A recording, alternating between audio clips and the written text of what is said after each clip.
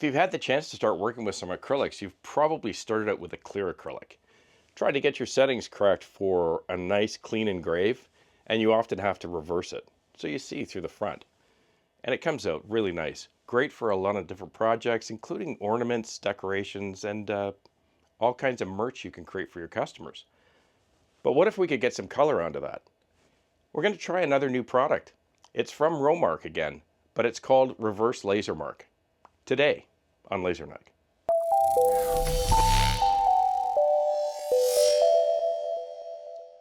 Welcome back to the channel. If you've been playing around with some clear acrylics, maybe using them in some of your creations or for decorations, ornaments, or some merch for your customers. For example, keychains are a big hit. You can get a really nice, beautiful effect out of that clear acrylic. Has a nice frosted look to it, but let's take a keychain design and let's add some color to it with this Reverse Lasermark product. Just a quick note before we begin, if you're a more experienced laser operator, you may want to skip through some parts of this video if you don't find them interesting or of value. But for folks that I've talked to lately that are brand new beginners or have just received their bolt or whatever laser it is they purchased, I'm going to try to go through a little more detail in my steps just to perhaps show you a few features you may not have found yet. Let's get underway. You probably found that when you order your acrylics, you usually get them in a 12 by 24 sheet. It's probably the smallest you can get unless you pay the supplier to cut it down to 12 to 20 to fit in your bolt. So the first thing I want to do is cut this down to size to fit into the bolt. I know that I need a 12 by 20 sheet at the most, so I'm just going to make myself a little mark here at 20 inches. And you probably notice that if you measure your sheets, they're never exactly 12 inches or exactly 20, very seldom. So I just want to make sure I have an exact width on this board. I'm going to need that for Lightburn. In Lightburn, I'm going to grab my line tool, I'm going to press shift, and I'm going to make a line. I'm going to double click that ending, I'm going to press escape. I'm going to go back to my select tool, I'm going to highlight the line, and I'm going to make it the exact width I just measured. And I'm going to move that line into the workbed area. That's going to give me my cut line, so I'm going to make that red. I'm going to come into my material library under acrylic, and I need to cut it. I'm going to use this cut setting here. I believe that should do it. I'm going to assign that to my line. I'm going to move my user origin to the end here, right in the middle. Bolt is ready, line is highlighted. Let's send it to the bolt. At the bolt, we're going to open up the front door, and I'm going to disable the safety switch. Here's how you do it. Here on the left panel of the bolt, you're going to open that door, and right down here on this circuit board, you'll find a switch. You're going to press that switch. You know that you've successfully disengaged that switch because your solid green light will turn to a flashing red. Close that door. We'll grab a couple of lay flat pins. I'm going to grab my material, and I'm going to slide it through the door and then secure it down to the honeycomb. Make sure it's squared up to the top ruler so it's straight. I know where my mark is, so I'm going to place my pins just down below that to hold it in. You can use magnets if you've got magnets that are strong enough, but you just want to make sure that you've firmed this piece in so it's not going to slide on you when you lift your hands. I'm going to autofocus my lens.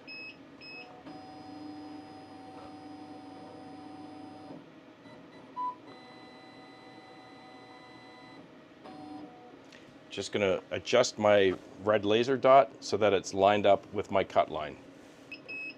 I'm going to move over right to just past the edge. I'm going to set my origin. I'm going to frame it to make sure everything's good. And it is. All's good. Origin is set. We can start our job. And we're just going to cut that piece.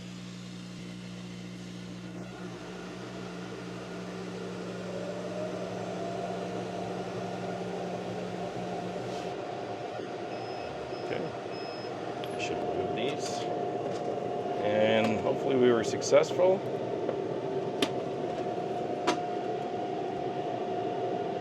And we were.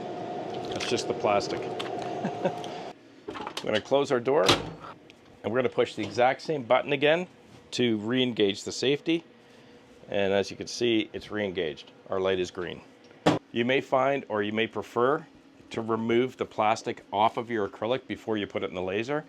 I've been told that it produces harmful fumes. The exhaust is pretty good, but of course we had the front door open. It was a quick cut, so I left it on. Today I'm going to be making a large number of keychains. It's for an event down in Ohio. It's called the International Firewood Expo. You folks probably remember I did another piece for it. My friend's got a big event down there, so I wanted to send him some merch to help support him. Because we're going to be doing a large number, that means we're going to be using the array function in Lightburn, so I can do or cut and engrave as many as possible on each sheet. And in order to do that, I'm going to need to know exactly how wide and how long this sheet is, so I can create a tool layer in Lightburn. So before we go any further, this is one of those steps that hopefully will help you if you're a beginner or you've only had your laser for a short time. Something that stopped me up several times until I tried to learn a little better how to use it. But often when you get either a logo or some kind of a design from your customer, probably 7 or 8 times out of 10, when you import a logo that you receive from your customer, quite often they're going to give it to you in a JPEG or a PNG, and probably 70 or 80% of the time you're going to highlight your image, you're going to use your trace function, and it'll trace beautifully the first time in one pass. But you may not be aware of this, but you can trace multiple times. You don't have to only trace once. And in this case, as you can see, I can play as much as I want with these cutoffs or with the threshold, but I cannot find a clean cut for everything. So what I'm going to do is I'm going to do multiple traces. One of the most important parts of doing this is you want to make sure that as you trace each time, you don't change the size or the aspect ratio of anything, because you're going to be layering these traces back in Lightburn. So let's see if we can get a nice clean trace here. See what we can pull up. We've got pretty much everything, I believe, here. Looks good. Okay, we've lost it a bit, and we got the wood instead. Just want to get my letters clean. There we go. Yeah, and that, I believe, looks pretty clean. I got everybody. The only thing I didn't get on this was all the wood grain. I'm going to click OK. And let's take a look at that trace. Yeah, that looks pretty clean. So I'm happy with that. But of course I'm missing the wood grain. So I'm going to come back to the image and I'm going to trace it a second time. I'm certainly no expert at this, but I am getting better at it each time. However, I'll put a link in the description of this video to a YouTube video from a gentleman that I think is an expert. And he goes into great detail explaining what the various settings are in the trace feature or the trace image feature and how to use them and what they'll do to your image when you're using, whether it's the cutoff or the threshold or any of those other features in there. Good. So by using a little bit of cutoff and reducing my threshold, it looks like I've successfully got all the wood grain of the log, but I'm not getting the letters this time. So we'll say OK. And we're just small, make this a little smaller. I'm going to grab this trace. And I'm going to put it over top of my first trace. Let me take a look. I'm a little bit off, so I'll just grab that trace again and move it down. Actually move it up a bit, I think. Things a little bigger. There we go. Yep, I think we're all aligned now. Beautiful. So I'm going to take both of those traces and I'm going to group them all together. I want to get rid of this line, so I'm going to ungroup that. I don't need the line. Ungroup. And let's delete that line and group the rest of it back. Okay. So now I have successfully taken his entire logo. It took me a couple of traces, but it looks good. I like the outcome of it. It appears that I've got all of the pieces of the logo. It just took a couple of shots. But hopefully this has been helpful if you're new to lasers or you're still trying to learn a lot of the basic functions in Lightburn. So for this particular product or this keychain, I've just decided I'm going to do a round circle, nothing fancy, no shapes or anything around the edges. And I'm also going to need to put a tiny hole in there to cut out so that I can fit the clasp for the ring itself for the keychain. Let's take a look. So this will make it a little simpler for me. I could, as you know, I could use the offset tool and I could create an offset that follows the outside shape, but we're just going to do a circle. So I'm going to come up here to my shapes tool and press shift, and I'm going to hold the shift down and I'm going to make a circle. I'm going to come back to my select tool. I'm going to make it a little bigger because I can tell that's not going to be big enough. And it's going to be a cut layer, so I might as well make it red now. And I'm just going to grab it and drag it until I get to about the size I want. And I think that should probably do it. Maybe a little bigger. And I want to make sure that my logo sits exactly in the center of that key ring or that circle. So I'm going to highlight the circle. I'm going to press shift. I'm going to highlight the logo. I'm going to come up to the top and I'm going to click the target. And you'll see it moved and it's put itself in the right spot. And I'm also going to need a small circle cutout to fit the clasp for the ring. I'm going to grab my circle tool again, press shift, make a circle, grab my select, and I'm going to make that a little smaller. I know what my measurement is, so at this point I would take that circle, I would go up here to my width and height and I would change that. And then of course you want that circle to sit in the right spot. Highlight the circle, highlight the bigger circle, and we're going to want to make sure that that is aligned vertically. So I'm going to do my align V center, and now we know it is. The last thing I want to do with this, of course, I'm going to group everything. And so the product we're using today is a reverse Lasermark. That means I need to reverse the engraving because I'm going to be engraving on the colored side, or in essence the back of the acrylic. So before we go any further, I've highlighted everything. I'm going to come up here to these little triangles and I'm going to reverse the engrave. So just for clarity, I've finalized my design as well as the size I want that ring or that keychain. And I have it finalized here, but we're going to jump back into Lightburn and I'm going to show you my next step. And again, guys, I'm not an expert, and there's probably a more efficient way to do some of these things, but this is where I am in my learning, and hopefully the steps will help you to learn more as well. So here in Lightburn, you'll see I've cleared off the workspace for the bolt because I'm going to be making multiple copies. I think we're going to be doing about 120 chains. So I want to be able to maximize as many of these designs on every sheet I have. I know my exact measurement. The sheet itself is 12 1/8 by 20 inches. So I'm going to grab my rectangle tool over here, and I'm just going to drag it out, go back to my select tool, and I'm going to come down here and I'm going to make this a tool layer. And that just represents the size of my sheet. I'm going to come up here, I'm going to unlock my aspect ratio, I'm going to make it 20 inches exactly, and I'm going to do 12 point, I think it's, would it be 2 inches. And then I'm going to lock my aspect again. So there's the size of my sheet, and as you can see, it's bigger than the area itself because the sheet will actually fit in the bolt. Another fact you may find soon is you may be able to cut right to the very edge along the workbed in your bolt, but you can't engrave along the very edge, because remember, when the laser head is whipping back and forth at 800 millimeters a second, it needs room after the engrave to slow down, drop, and speed up again. So what I'm going to do is I'm just going to take off about 1/2 inch. I'm going to unlock my aspect ratio again, and I'm going to make this 19.5 inches just to be safe. I could probably go tighter, but I don't want to find out after the fact that it didn't work. And 11.5, because I'm going to be doing engraving right along the edges, right? That should give me a bit of a safety buffer so I don't run into any issues when I try to engrave. I have my design here, and I'm going to drop it up here in the top, and I'm going to use the array command here so I can duplicate that design across and down the sheet to fit as many as I can in there. So we have it up tight there.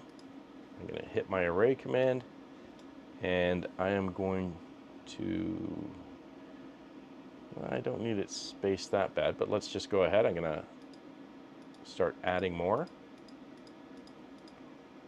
Geez, I can almost get another one in there, can't I?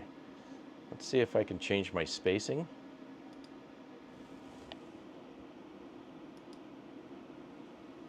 Oh yeah, we can get one more in.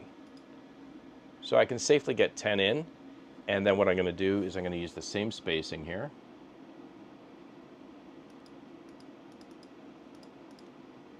Got that spacing there. In order to go down, I need to reverse the direction so that as I add rows, it'll go down and not up.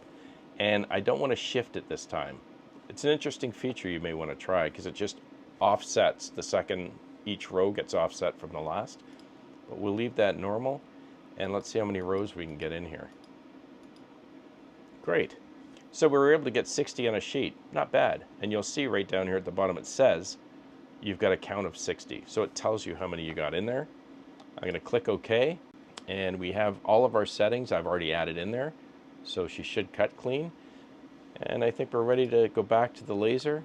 I'm going to put my user origin in the top left, and we're going to send the file to the bolt. When I'm working with any type of acrylics, quite often they'll either come with a paper mask on them already, or they'll come with this transparent protective sheet.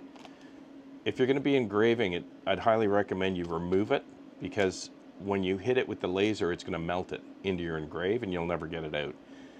In this case here, my settings are pretty clean, so I don't even need to mask it. If for some reason I did, I would take this off and I'd put a paper mask on it. Because I'm doing 60 pieces on this, I don't want to leave any mask on any of it, because otherwise I'll be sitting there trying to peel the mask off one piece at a time afterwards. So I'm going to peel the plastic off of both sides, and just to make sure I keep it clean, I've already gone in and I've cleaned the honeycomb so that I can rest this down without any worries and then begin the engraving the cuts. I'm going to square my acrylic into the corner against the rulers. We're going to autofocus.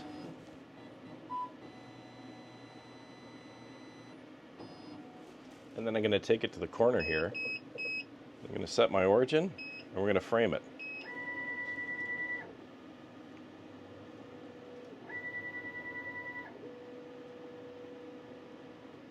Okay, let's run our job.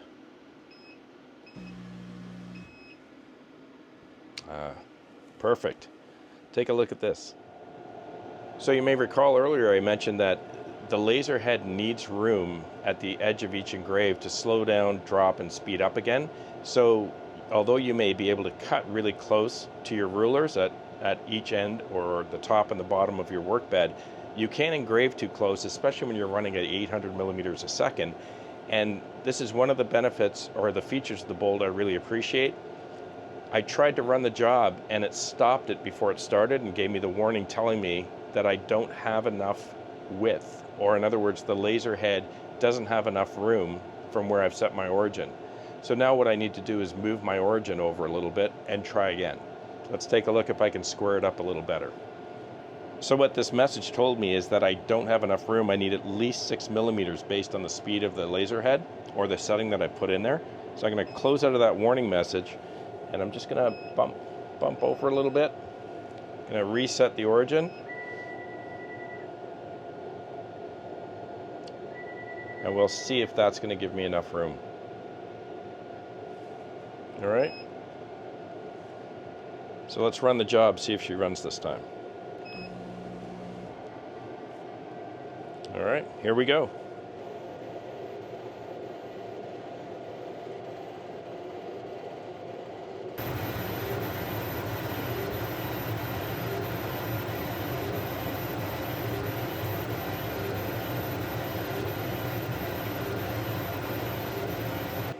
So far so good. It looks like my settings for the engraver are working pretty well.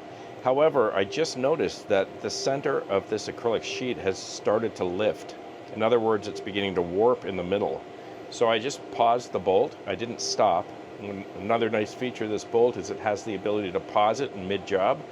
And I just threw a couple of these small magnets in the middle to help weigh it down. I'll remove those shortly. This is the first time I've done a full sheet of this acrylic in the bolt. So I think what I'm going to do on the next sheet is I'm going to cut that sheet back to maybe around 18 inches so that I have enough room to put lay flat pins along the edges and to hold it down throughout the whole engrave. So those magnets were not doing a really good job, and I don't know if they would have the clearance for the laser head.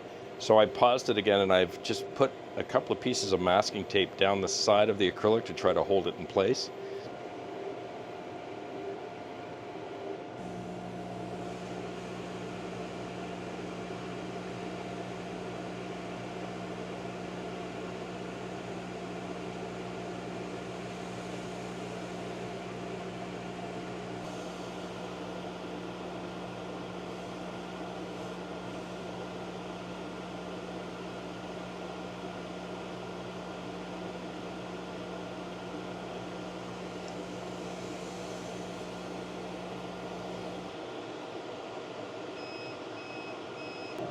Well, that masking tape did a good job of holding it down. Great.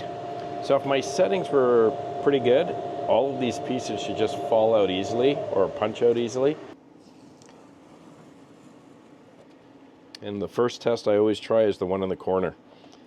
Yep, they're coming out, but not as easily as they should. If you're new to lasers or this is your first bolt, always remember with these gantry style lasers, the laser or the power is always at its highest here in the top left corner of your workbed, and it's always going to be lower down here in the bottom right. So usually when you do your settings, you always try to make sure you do your test settings at different parts in the bed to make sure it cuts everywhere. I think we're going to be okay here, but I probably could have used a little bit of love on the cut. Let's see if we can get these out.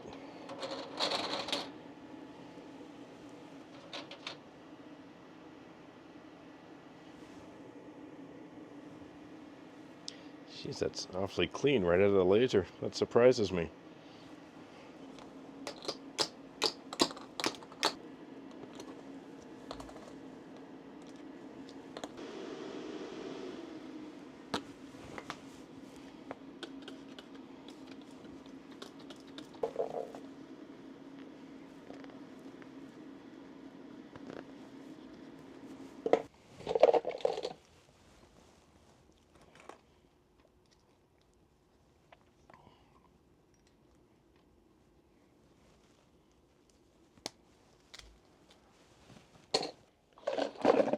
Let's take a look at these keychains.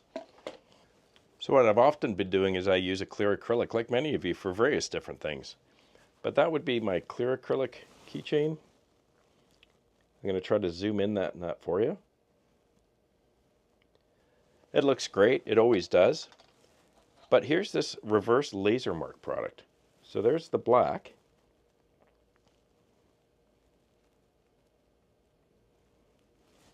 And then my friend's logo actually has almost this exact color of blue, so I was pleased I was able to find it. And that's what it looks like in blue. So hey, every day's a learning experience. I don't think I've ever had my acrylic sheet start to warp like that, but it might have been my power settings. But either way, I noticed that some of the keychains that were in that middle area that had lifted up didn't engrave as cleanly as the ones around the edges and on the sides. So lesson learned, I'll make sure I cut that down, or I put some masking tape right along the edge because that seemed to hold it down. The clear acrylic does a beautiful job and provides a beautiful result, but it's kind of nice to have the option to throw some color, whether it's on a keychain or any other type of creation that you're doing for your customer. Just mixes it up a bit. This reverse Lasermark is about twice the price as your regular everyday clear acrylic sheet. But if you're interested, grab a sheet and give it a shot. Thanks so much for sticking around. Have a great week. Please be kind to each other. And hey, have fun with your laser. I'm Gord Potter, and you've been watching Laser Nug. Cheers.